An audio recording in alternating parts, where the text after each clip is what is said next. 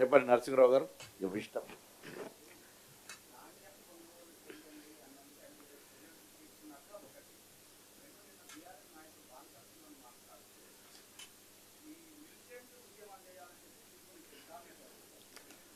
ఒకటేమో నిన్నటి ఆ డ్రైవర్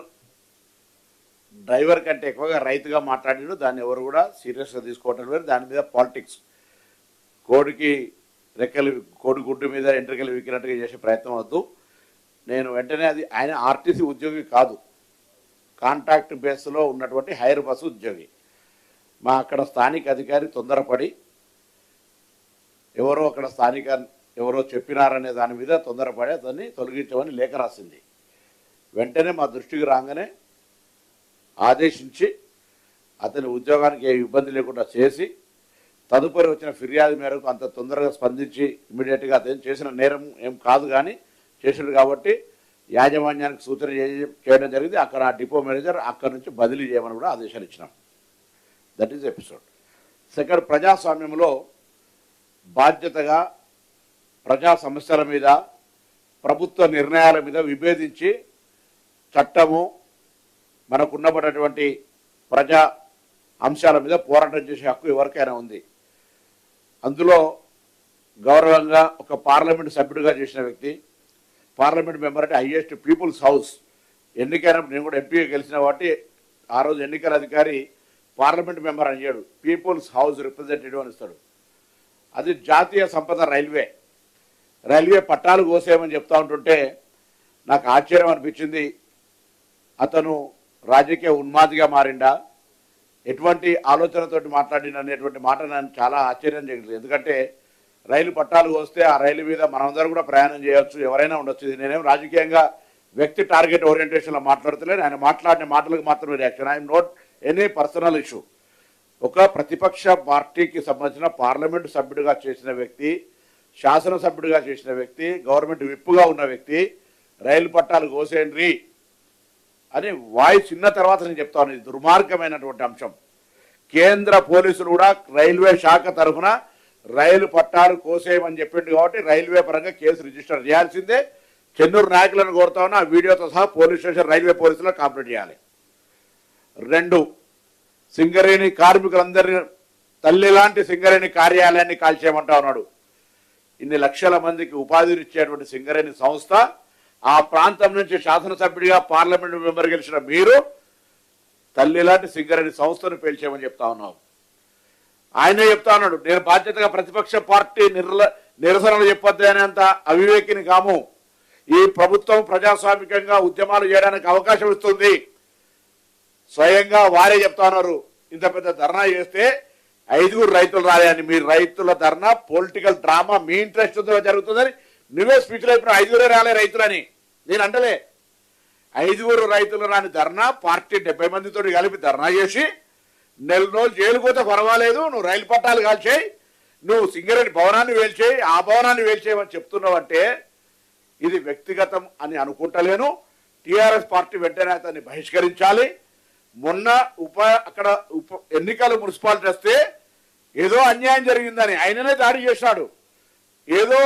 మేమేదో అణిచివేసినామని చెప్పి జైల్లో పడితే మొత్తం మంది నాయకత్వం అంతా పోయి మద్దతు ఇచ్చారు. ఇవాళ పార్టీ స్పందించాలి.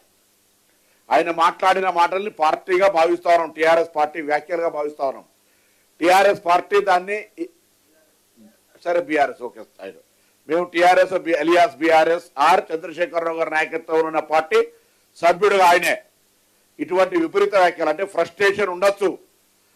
యువకుడిగా యూనివర్సిటీ నుంచి నీకు భగవంతుడు ఇచ్చిన అవకాశం, పార్లమెంట్ మెంబర్ అయి ఎమ్మెల్యే అయి ఇంత పెద్ద హోదాలో పోయిన తర్వాత ఒక 5 ఏళ్ళు 2.5 ఏళ్ళు అధికారం లేకపోతే ఇంత అసహనం గురైతే ఫస్ట్ జనరేషన్ వ్యక్తివి ఎందుకు తొందరపడుతున్నారు?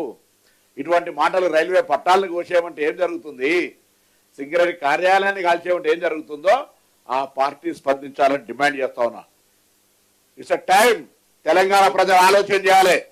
10 ఏళ్ళు అణిచివేస్తే, అనేక వందల సార్లు హౌస్ అరెస్ట్ చేస్తే, ఉద్యమం చేయకుండా తెలంగాణ చౌకును ఎత్తేస్తే, ఇందిరా పార్క్ దగ్గర ఉద్యమ గడ్డ ఎత్తేస్తే కూడా అనేక సందర్భాల్లో ప్రభుత్వ విధానాల పట్ల నిరసన చెప్పినాం, ప్రొటెస్ట్ చేసినాం. మీరు కూడా ప్రొటెస్ట్ చేసే హక్కు ఉంది.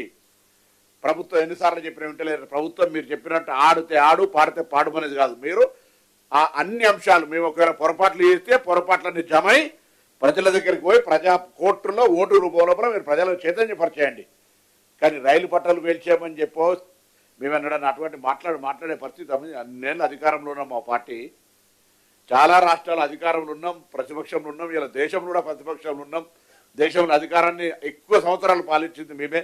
అటువంటి అసహనం ఫ్రస్ట్రేషన్ ఉంటే ఈ దేశం నడుస్తుందా? శాంతి భద్రత విఘాతం కలిగే మాటలు ఏదైనా రాజకీయ పార్టీ మాట్లాడితే ఆ రాజకీయ పార్టీ చూస్తూ ఊరుకుంటే ఇది వాళ్ళ పార్టీకి సంబంధించినటువంటి స్టాండ్గా మేము గుర్తించే పరిస్థితి వస్తే ఏం కర్మ ఇది? ప్రజలు గమనించాలని కోరుతాను.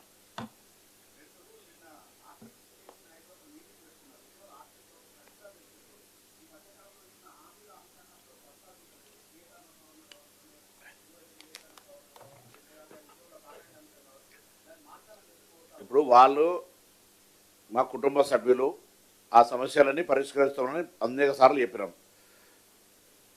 ప్రధాన 3 అంశాలు 5 మంత్రులు, ఉప ముఖ్యమంత్రి గారి నాయకత్వం 5 మంత్రులు, చీఫ్ సెక్రటరీ గారితో పాటుగా 5 IAS అధికారులు సీనియర్, 40 మంది దాదాపు ఆర్టీసీ సంఘాల ప్రతినిధులు.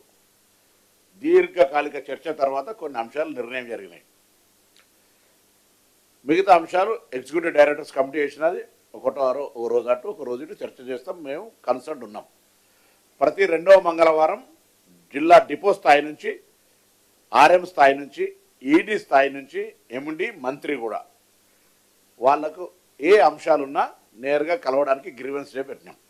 ఆర్టీసీ కార్మికులు వాళ్ళ అధికారులతో ముఖాముఖి. ఇది కాక కొత్తగా కొంతమంది అందులో ఇంటర్నల్ క్లాష్ తోటి అపాయింట్ ఇప్పుడే చేయాలి. 40 మంది ఇంత అధికారులు మంత్రుల ముందర సాక్ష్యం జరిగి సమావేశం జరిగి నా రూమ్కి వచ్చి కాగితం ఇచ్చి రేపే అపాయింటెడ్ మీ పొలిటికల్ అడ్వాంటేజ్ కొరకు ఇప్పుడే అపాయింటెడ్ ప్రకటించమని అడుగుతుంది. హయ్యెస్ట్ లెవెల్లో నిర్ణయం జరిగింది. నేను ఒక్కరిని ఎట్లా నిర్ణయం మార్చగలుగుతా? నా దగ్గర కొంతమంది ప్రతినిధులు వస్తే చెప్పిన ఇది అందరం కలిసి అందరి సమక్షంలో తీసుకున్న నిర్ణయం. మీకేదో తొందరపాటి మీకు సంబంధించిన ఆలోచన మార్చుకుంటే ఏం చేయలేం కదా. ఇది చాలా లాంగ్ ప్రణాళికల డిస్కషన్లో జరిగిన డిస్కషన్. ఇప్పుడు కూడా మళ్ళీ ప్రభుత్వం తరఫున దయచేసి అందరికీ కూడా ఒక స్పష్టమైనటువంటి ఆర్టీసీ గుర్తింపు సంఘ ఎన్నికలు జరుగుతాయి. వీలైనంత తొందరలో ప్రక్రియ ప్రారంభమవుతుంది. దానికి సంబంధించిన ఆదేశాలు ఇవ్వడం జరిగింది. గుర్తింపు సంఘ ప్రతినిధులతోటి అధికారులతో కలిసి ఒక కమిటీ ఏర్పాటు చేస్తాము. ఆ కమిటీ విలీన ప్రక్రియకు సంబంధించినటువంటి ప్రక్రియను ప్రారంభం చేస్తుంది. ఎందుకంటే ఆంధ్రప్రదేశ్లో విలీనం జరిగిన తర్వాత కూడా అనేక అంశాలు బయటకు వస్తూ ఉన్నాయి. లొసుగులు ఉన్నాయి, ఇబ్బందులు ఉన్నాయి, రకరకాల సమస్యలు. తెలంగాణ ప్రభుత్వం చాలా స్పష్టంగా ఇటువంటి అంశంలో ఫర్దర్ ప్రాబ్లమ్స్ ఉండొద్దు అని ఒక అధికారులతోటే కమిటీ వేయకుండా అధికారులు ఇప్పుడు మళ్ళీ లేకపోతే కార్మికులను పిలవాలంటే ఎవరిని పిలవాలి? ఎల్ఏ పిలిస్తే మళ్ళీ కోపం, మళ్ళీ పిలిస్తే పుల్లే కోపం. అనేక సంఘాల ప్రతినిధులు ఉన్నారు. ఆర్టీసీ లేబర్ డిపార్ట్మెంట్లోనే 12 మంది ఉన్నారు. 12 మందిని పెట్టి చర్చ చేసే పరిస్థితి ఉండదు. సో గుర్తింపు సంఘాల ఎన్నికలు జరిగితే గుర్తింపు సంఘాల ఎన్నికల ప్రతినిధులను అఫీషియల్గా ఆఫీసర్స్ కమిటీని చేస్తాం. ఇది ఆ రోజు నిర్ణయం జరిగింది. ఇది not a Ponnam Prabhakar stand, it's a United meeting output. ఇది దాని తర్వాత వాళ్ళు ఒపీనియన్ మార్చుకొని ఏదో మాట్లాడితే దానికి తప్పైతుంది. దయచేసి వాళ్ళందరూ కోరుతా ఉన్నా, మొత్తం ఆర్టీసీ కార్మికులందరూ కోరుతా ఉన్నా, మీ ప్రతినిధులుగా మీరు చెప్తే వాళ్ళు చెప్తే మీరు సమ్మెలో పాల్గొన్నారు, వాళ్ళు వచ్చి చర్చలు నిర్ణయం తీసుకున్నారు, వాళ్ళని అడగండి. అంతే తప్ప దీనికి సంబంధించి ప్రభుత్వం ఎక్కడా స్టాండ్ మార్చలేదు. మేము గుర్తింపు సంఘ ఎన్నికలు జరిపి అందులో ఎన్నికైన ప్రతినిధులతోటి అధికారులతోటి కలిసి విలీన ప్రక్రియ చేస్తాం.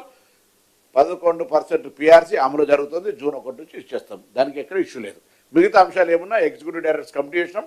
కూర్చొని అక్రాస్ ది టేబుల్ పరిష్కారం చేసుకోవచ్చు. అక్కడ ఏమైనా మీకు ఆర్డీలు అనిపిస్తే మంత్రిగా నేను మీ అంశాల పట్ల మీకు నేను భాగస్వామ్యం అవుతాను.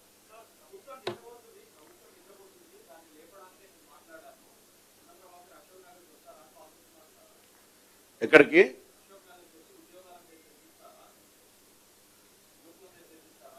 నేను ఎన్నికలకు ముందు అశోక్ నగర్ దగ్గర పోలే. ఇప్పుడు నేను విద్యార్థి నాయకుడు ఉన్నప్పుడు చాలాసార్లు అశోక్ నగర్కి అయినా ఆయన వేండో లేదో. ఇప్పుడు ఆయన అంటే అశోక్ నగర్ రమ్మంటే బాధ్యత వస్తా తప్ప దానికేం అశోక్ నగర్ రావడానికి భయపడే పరిస్థితులు లేరు. ముందు నువ్వు మాట్లాడిన మాటలు ఒక బాధ్యత గల పార్లమెంటు పోయిన వ్యక్తిగా రైల్వే పట్టాలు కోసేమన్న దానికి సిగ్గుపడు, జ్ఞానం తెచ్చుకునే ప్రయత్నం చేయి. ఇంకా ప్రతి విమర్శ చేసేటువంటి ప్రయత్నం జరగద్దు. You have your own common sense. You are Indian, ఈ రాజ్యాంగంలో ఒక భారత పౌరుడు విను. రైల్వే పట్టాలు వేయమనకి ఇక నేను అసలు ఇంకా బయట మాట్లాడే స్వేచ్ఛనే ఉండదు నీకు. అసలు ఇది భారత ఆస్తి రైల్వే. సింగరేణి ఓట్లతో గెలిచిన సింగరేణి కార్యాలయం కాల్చేయమంటున్నావు. ఇంకా మనం మాట్లాడిన నైతికత ఎక్కడిది? ఈడికిరా ఆడికిరా నువ్వు ఓడి పిలిచడానికి.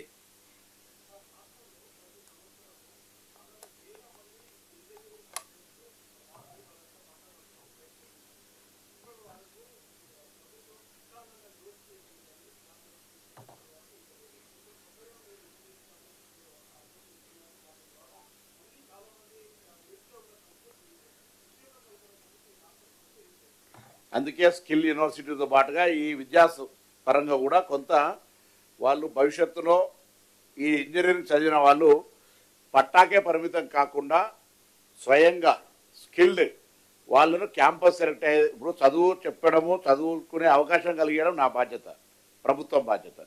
దాని తదుపరి ఉద్యోగాలకు ఉన్నటువంటి ప్రభుత్వ ఉద్యోగాల కల్పన, దాని తర్వాత ఈరోజు ఉన్నటువంటి ప్రైవేట్ సెక్టర్ అంటే కంప్యూటర్కి సంబంధించిన ఫీల్డ్ కావచ్చు, లేకపోతే సైన్స్కి సంబంధించి కావచ్చు, ఇతరత్ర అనేక రంగాల లోపల ఎలా ఉపాధి అవకాశాలు ఉన్నాయి.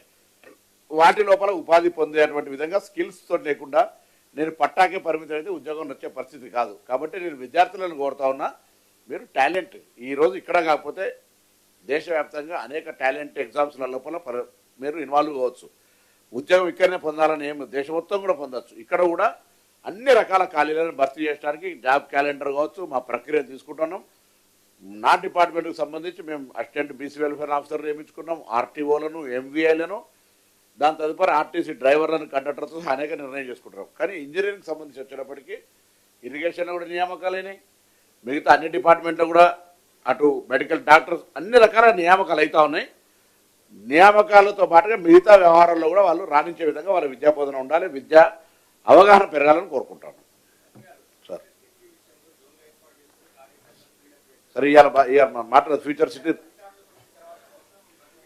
రైట్. ఇప్పుడు కళలు వాడు అన్నాడు వెనకడికి ఎవడో, నేను ఉండకపోతే ఎవరిని చేసుకుందాం అంటే అన్నట్టుగా ఉన్న లెక్క వాళ్ళ లెక్క. మేము వస్తాము రద్దు చేస్తాం, ఎవడు వాళ్ళ దాని లెక్క ఉంది.